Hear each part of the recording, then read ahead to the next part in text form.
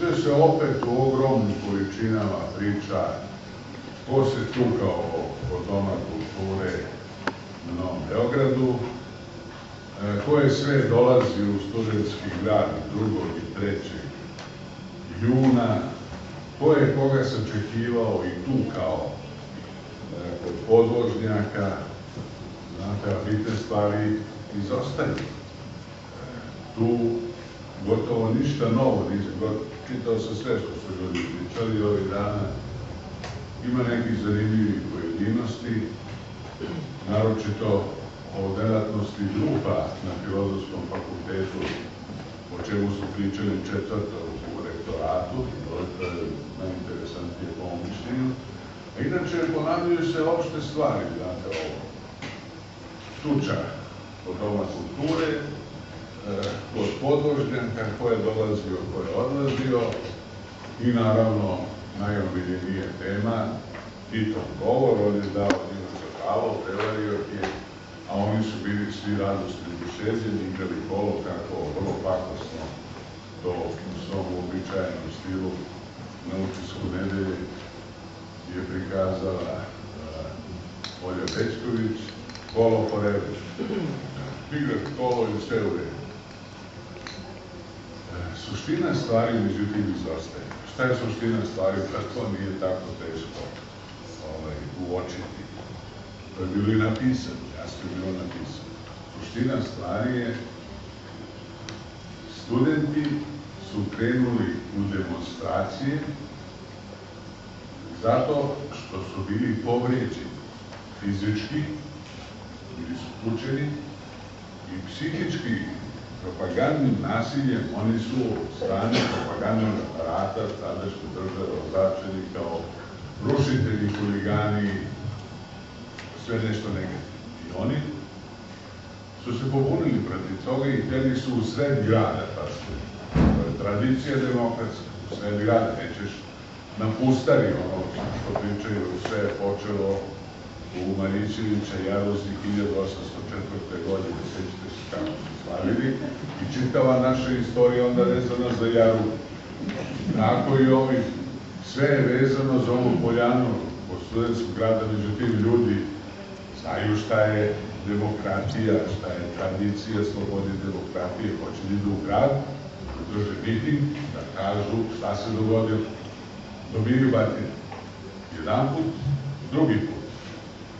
Zgranuti su ljudi tim batinama i tom surovošću, i to ne samo studenti, nego, pazite sad ovo, odluku o štrajku Beogradskog univerziteta donose organi samouprave univerziteta, gde se nalaze ljudi koje delegira vlada. Ništa nikakve ekstremisti, rušitelji i huligani, ali su zgranuti nasiljem i ne mogu to da opravdaju i stupaju u štrajk. Zbog tog velikog nasilja dolazi do erupcije solidarnosti, bar u jednom trenutku, u čitavoj Jugoslaviji. Toga nije bilo ni drugo. U čitavoj Jugoslaviji, to nije dugo trajalo, ali to je bilo takođe neobično, zbog tog nasilja. Sad tu je onda ta suština stvari.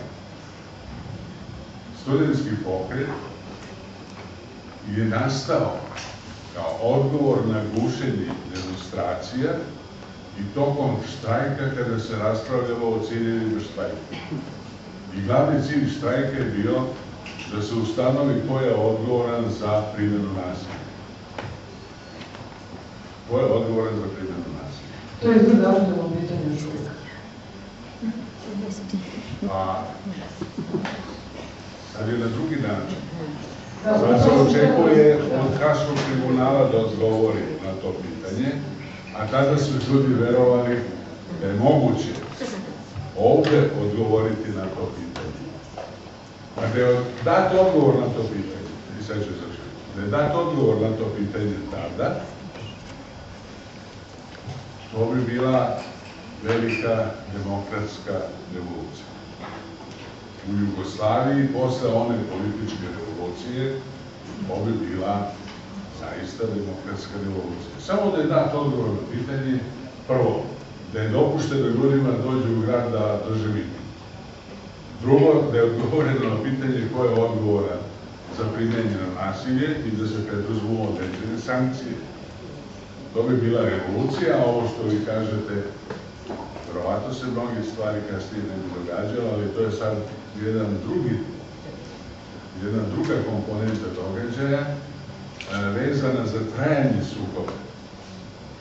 Sukob je trajao čitavi 7 godina. Veliki broj učesnika tog pokreta se borio za svoje ideje, za slobodu štampe, pa to šta se događalo sa odbranom studenta 70.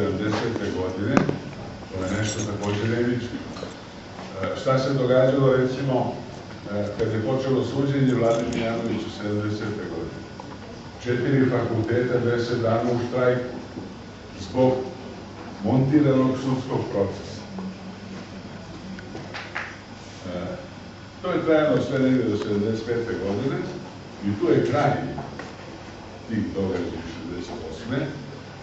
Tu se onda dešava nešto novo, tu se kumulira nasilje. Umesto da se utvrdi ko je odgovoran za nasilje, javljaju se novi oblici nasilja.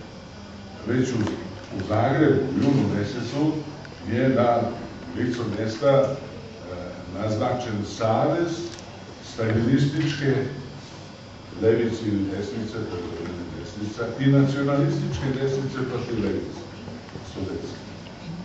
Pa kad su likvidirali studentsku levicu, onda su se sukobili, pa su prvo staljinisti pohapsili nacionaliste, a posle izvesnog vremena su nacionalisti likvidirali staljiniste, a onda su svi zajedno ušli u rat.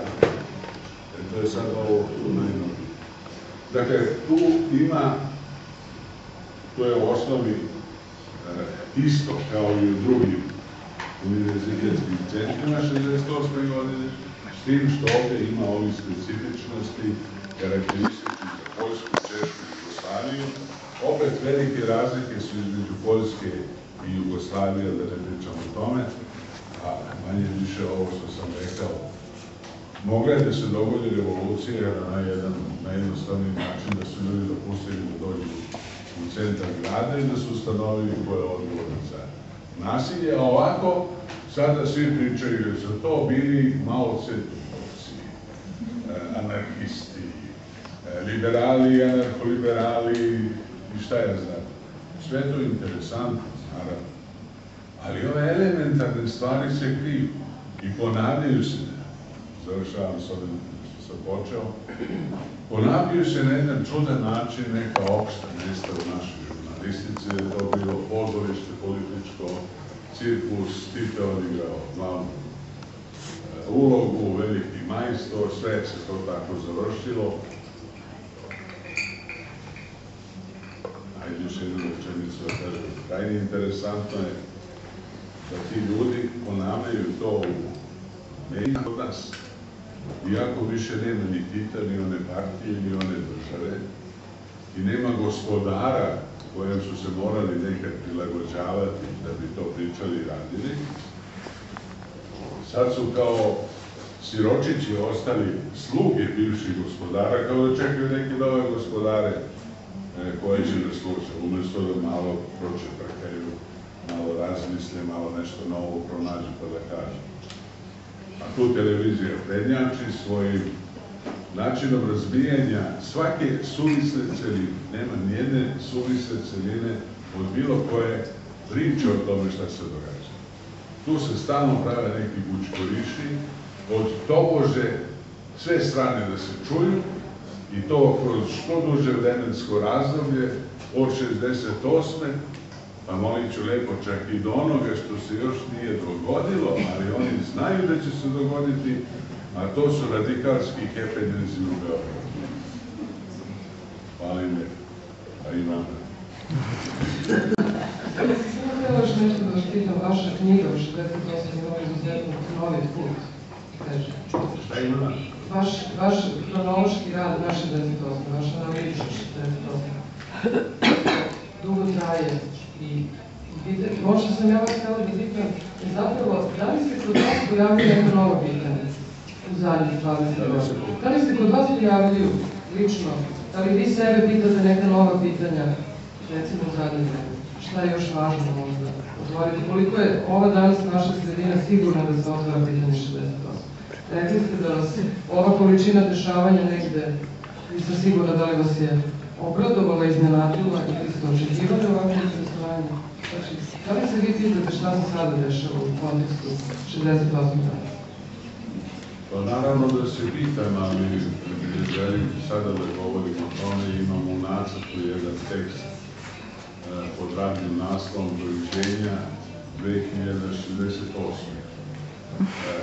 Ja tada sigurno neću biti kadar da bilo šta kažem, ali na osnovu svega ovoga što sam do sada čuo i o čemu sam razmišljao i što ću pratiti još do kraja ove godine, to ću da napišem. Inače, ja sam svoju knjigu upisao iz autoterapeutskih razloga, u vreme kad sam ostao bez posla, imao sam puno slobodnog vremena, pored rada u kući kao bedinarka, skupio sam građu, analizirao, pisao.